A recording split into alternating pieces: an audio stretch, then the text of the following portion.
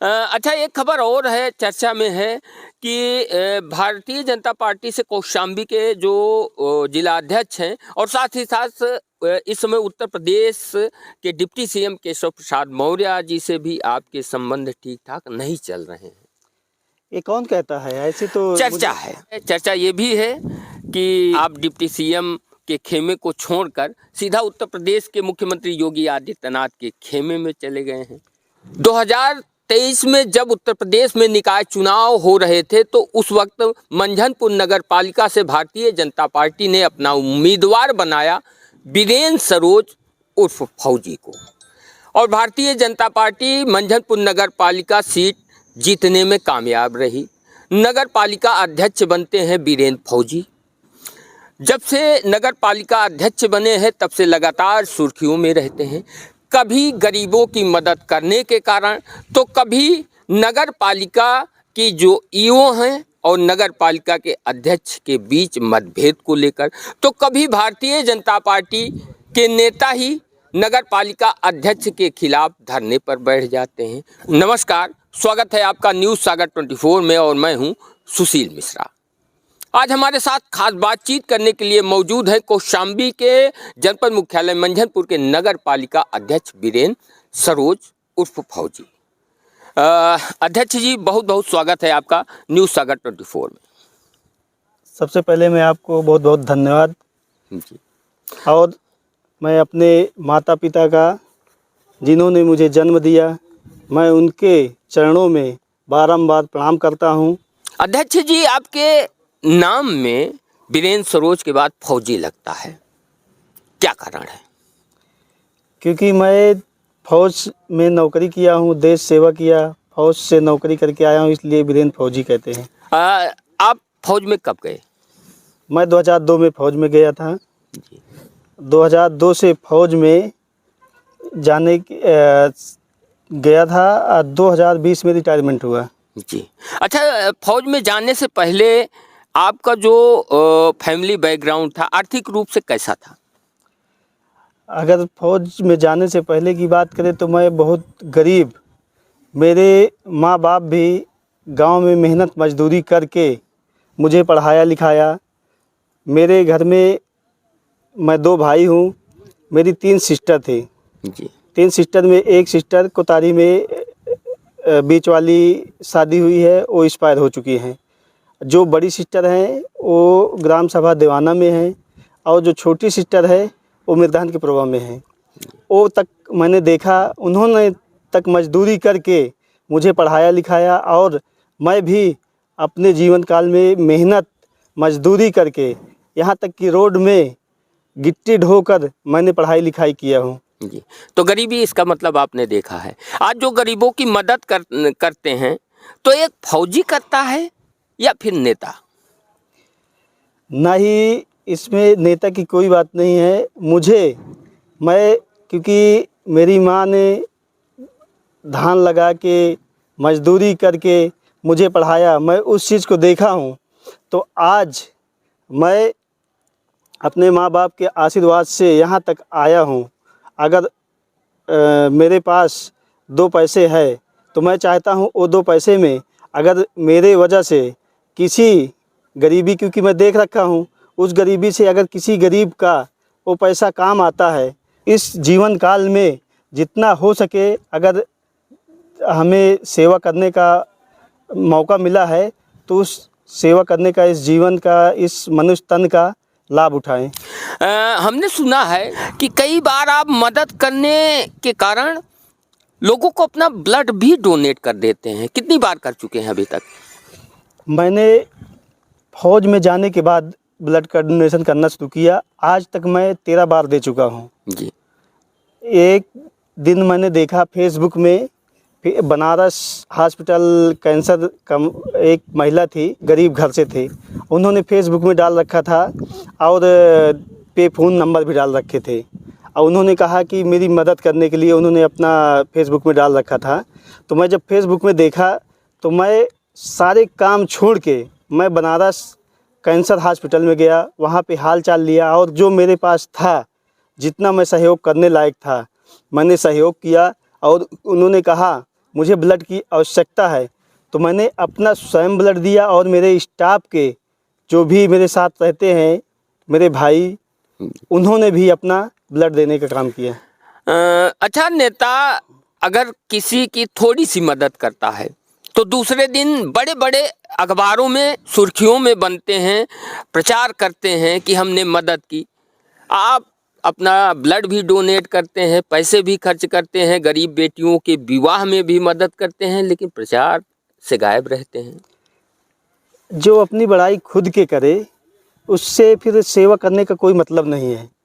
मेरा तो सिद्धांत ये है, मेरी सोच ये है कि मैं अगर मेरा खून एक एक बूंद की ज़रूरत पड़ जाए इस नगर वासियों का, ज़िला वासियों का, प्रदेशवासियों को, देशवासियों का, तो मेरा एक एक बूंद खून काम आ जाए, तो मुझसे उससे अच्छी खुशी उस चीज़ में नहीं मिलेगी जो कि मेरे पास धन दौलत इकट्ठा हो जाए, मैं ऐशो आराम से रहूं। तो अगर मुझे मनुष्य तन मिला है तो मैं अपना एक एक बूंद खून दे दूंगा तो मुझे खुशी होगी। और मुझे सबसे बड़ी खुशी की बात यह है कि ऐसे माँ बाप भी मुझे मिले हैं और मुझे मेरी पत्नी भी ऐसी मिली है और मेरे एक लड़का और लड़की है कि उन्हें जब ये सब देखते हैं कि मेरा लड़का, मेरा पति, मेरा बाप ऐसा देश सेवा कर रहा है, ऐसा लोगों की मदद कर रहा है, तो मुझे और हौसला बढ़ता है और मुझे खुशी होती है कि कम से कम मेरे बच्चे, मेरे माँ बाप, मेरी पत्नी मेरा हौसला तो बढ़ाते हैं, मेरे यार दोस्त हौसला तो बढ़ाते हैं। 2021 में आपकी पत्नी को समाजवादी पार्टी ने मंझनपुर ब्लॉक से ब्लॉक प्रमुखी का चुनाव में अपना प्रत्याशी बनाया था। 2023 में जब उत्तर प्रदेश में निकाय चुनाव हुए तो भारतीय जनता पार्टी ने आपको नगर पालिका मंझनपुर से अपना प्रत्याशी बनाया। आखिर क्या कारण रहा और सपा से मोह भंग होने का, सीधा भारतीय जनता पार्टी में ज्वाइन करने का? मैं समाजवादी पार्टी में भी नहीं था। मैं 2020 में फौज से रिटायरमेंट होके आया। जब 2021 में मंझनपुर ब्लॉक की 80 सीट हुई तो समाजवादी के नेता मुझे कहे कि आपको चुनाव लड़ना है। महिला सीट हुई।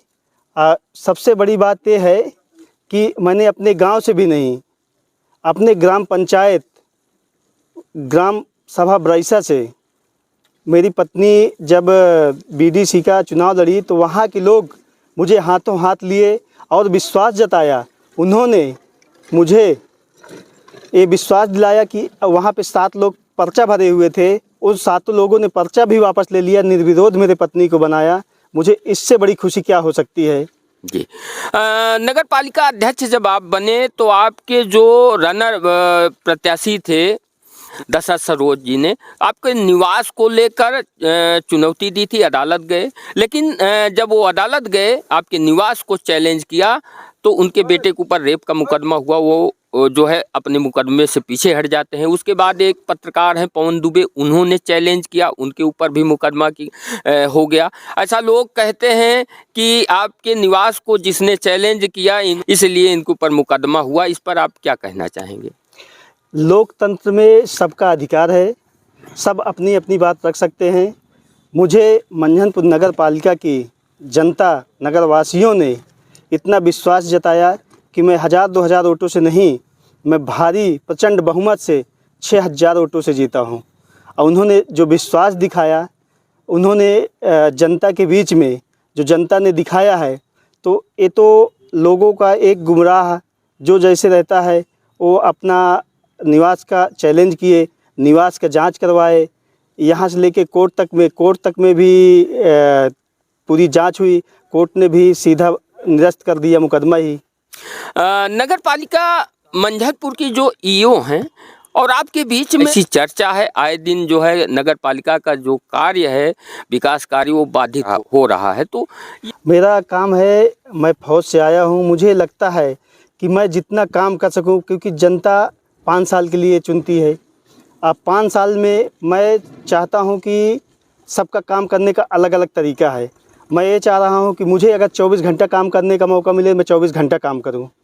तो इसलिए अब उस हिसाब से, मेरे हिसाब से काम नहीं हो पाता है। जब जिस घर में 4 बर्तन होते हैं तो वहाँ पे खड़बड़ तो होता ही रहता है। नवरात्रि में सफाई को लेकर कुछ भारतीय जनता पार्टी के नेता ही आपके खिलाफ धरने पर बैठ जाते हैं। नहीं, आपको ये किसने बताया कि भारतीय जनता पार्टी के लोग हैं? भारतीय जनता पार्टी के लोग तो नहीं धरना पे थे। तो कौन थे? वहाँ पे समाजवादी के लोग हैं, या मेरे पास प्रूफ भी है। वो समाजवादी के एजेंट भी बने हुए थे। ऐसा तो भारतीय जनता पार्टी में हमारे आदरणीय प्रधानमंत्री नरेंद्र मोदी जी के नेतृत्व में प्रदेश के अगुआ जो हमारे आदरणीय श्री योगी आदित्यनाथ हैं, उनके नेतृत्व में ऐसी कोई भावना ही नहीं है कि भाजपा का ही लोग भाजपा की विरोध करें। अच्छा, एक खबर और है, चर्चा में है कि भारतीय जनता पार्टी से कौशाम्बी के जो जिला अध्यक्ष हैं और साथ ही साथ इस समय उत्तर प्रदेश के डिप्टी सीएम केशव प्रसाद मौर्य जी से भी आपके संबंध ठीक ठाक नहीं चल रहे हैं।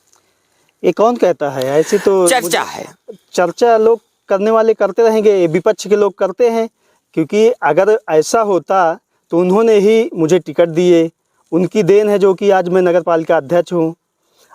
उनकी वजह से आज भी हर एक चीज़ के लिए मुझे, जिस प्रकार से कि मैं फौज से आया, जो मुझे कोई जानता भी नहीं था, उन्होंने भारतीय जनता पार्टी और हमारे ज़िले के मुखिया आदरणीय श्री केशव प्रसाद मौर्य जी, डिप्टी सीएम साहब, उन्होंने ही टिकट मुझे दिया। तो ये विपक्ष का काम है आरोप लगाना। जी, खबर ये भी है, चर्चा ये भी है कि आप डिप्टी सीएम के खेमे को छोड़कर सीधा उत्तर प्रदेश के मुख्यमंत्री योगी आदित्यनाथ के खेमे में चले गए हैं। ऐसा आपको लग रहा है? ऐसा तो है नहीं, हमको नहीं लग रहा, चर्चा है। नहीं, जो चर्चा कर रहे हैं उनको ये पता होना चाहिए कि हमारे प्रदेश के मुखिया आदरणीय श्री योगी आदित्यनाथ, जो जिले के हमारे डिप्टी सीएम साहब हैं श्री आदरणीय केशव प्रसाद मौर्य जी, भाजपा के वो भी हैं, भाजपा के हमारे मुख्यमंत्री जी, तो एक किसने कह दिया कि वो खेमा अलग है, डिप्टी सीएम साहब का खेमा अलग है? ये तो विपक्ष का काम है आरोप लगाना जी। वो तरह तरह के आरोप लगाते ही रहेंगे जी। अच्छा, एक फौजी जो बेहद ईमानदार होता है, नियम का बहुत पक्का होता है, और वहीं पर राजनेता, एक नेता जो वादा तो करते हैं, वादा नहीं पूरा कर पाते, तो राजनैतिक दांव पेच क्या आप सीख पाए हैं कि अभी नहीं? यही कारण है जो आपने सारी बातें अभी कह गए। यही कारण है कि मैं फौजी हूँ, जो कहना होता है सामने पे कह देता हूँ। हाँ, राजनेताओं की तरह झूठ बोलना, लंबी लंबी बात करना, ये सब चीज़ मेरे से होता नहीं है। इसी वजह से विपक्ष का काम है कि कहीं न कहीं से ये फौजी है, इसके कहीं न कहीं छवि को धूमिल किया जाए। तो नेताओं की जो राजनीति होती है, पॉलिटिक्स करने की शैली होती है, तो क्यों नहीं सीखते? क्योंकि एक फौजी अगर राजनीति में आ सकता है तो दांव पेच भी तो सीख सकता है। ऐसा है ना, हमारे प्रदेश के मुखिया जो आदरणीय योगी आदित्यनाथ जी हैं, हाँ। वो भी आपको पता होगा कि इतने ईमानदार ना ही आज तक कोई मुख्यमंत्री हुआ होगा ना होगा। ये मैं चैलेंज के साथ करता हूँ। सरकारें तो आएगी जाएगी, लेकिन ऐसे मुख्यमंत्री जो कि उनके अंदर जो भावना है, अभी आप देख लीजिए, प्रयागराज महाकुंभ हो रहा है, आज तक सरकारें तो बहुत आई हैं, जो आदरणीय हमारे श्री योगी आदित्यनाथ प्रदेश के मुखिया के नेतृत्व में हो रहा है, आज तक ऐसे महाकुंभ कभी नहीं हुआ होगा। अच्छा, वीरेंद्र फौजी नगर पालिका अध्यक्ष के पद से संतुष्ट हैं या फिर कोई बड़ा चुनाव लड़ने का मतलब ख्याल है या सोच रहे हैं? मैं तो जब नगर पालिका अध्यक्ष नहीं था, इससे पहले भी बहुत संतुष्ट था, क्योंकि मुझे जो फौज में रह के जो सिखलाई मिली और जो मैंने देश सेवा की, उससे मुझे ये महसूस हो रहा है कि मैं यहाँ पे आने के बाद जो भारतीय जनता पार्टी और हमारे ज़िले के मुखिया आदरणीय डिप्टी सीएम श्री केशव प्रसाद मौर्य जी ने जो नगर पालिका की जिम्मेदारी दी, एक छोटे से कार्यकर्ता जिसका कोई मतलब क्षमता नहीं, कोई किसी प्रकार की नामो निशान नहीं था, उन्होंने इतने बड़े नगर पालिका में पद दिए, तो इससे बड़ा सौभाग्य क्या हो सकता है। मैं तो इसी से खुश हूँ। जो भारतीय जनता पार्टी मुझे आगे जिम्मेदारी देगी, मैं एक छोटे से कार्यकर्ता होने के नाते उस जिम्मेदारी को बाखूबी निभाऊंगा। मंझनपुर नगर पालिका के विकास को लेकर क्या योजना है कुछ दिमाग में, किस तरह से विकास करेंगे? देखिए, जो हमारे आज केंद्र की सरकार हो चाहे प्रदेश की सरकार हो, जो विकास की है वो आज तक किसी सरकार ने सोचा भी नहीं होगा। उसी प्रकार अगर मुझे इस बात की खुशी हो रही है कि ऐसे मुख्यमंत्री और प्रदेश के जो इतना अच्छा काम करने वाले मुख्यमंत्री के नेतृत्व में मुझे काम करने का मौका मिला है। अब मैं विकास करने के लिए अभी कल ही मैंने लगभग 25 करोड़ रुपए का हम और ईओ जेई मिल के जो प्रस्ताव पारित किए हैं और आगे भी नई नई योजना की मंझनपुर चौराहा में हम लोग एक संघ की स्थापना बढ़िया सौंदर्यीकरण करें। समदा चौराहा है उसका भी सौंदर्यीकरण करने के लिए मंझनपुर जो बरदहाई बाज़ार है वहाँ पे तालाब में गजीबो लगाने के लिए, डायरेक्ट मैदान में गजीबो लगाने के लिए, और जो ये हाईवे जा रहा है समदा की तरफ वहाँ पे रामपथ गमन मार्ग में वहाँ बगल में एक आरएसएस का कार्यालय है, उसके बगल में हमारा पार्क है, वहाँ भी गजीबो लगाने के लिए मैं तो ये और अभी हमने कम्बल का भी कल ही टेंडर खोला गरीबों के हित के लिए कि गरीब को कम्बल बांटने के लिए। तो ये हमारे आदरणीय श्री योगी आदित्यनाथ जी के, मुख्यमंत्री जी की देन है जो ये सब चीज़ विकास के लिए सोच है। तब हमारी भी सोच है कि अच्छा विकास हो, अच्छा काम हो। जी, ये थी छोटी सी बातचीत नगर पालिका अध्यक्ष वीरेंद्र सरोज उर्फ फौजी के साथ। आप लोग क्या सोचते हैं, कमेंट कर अपनी राय जरूर दें।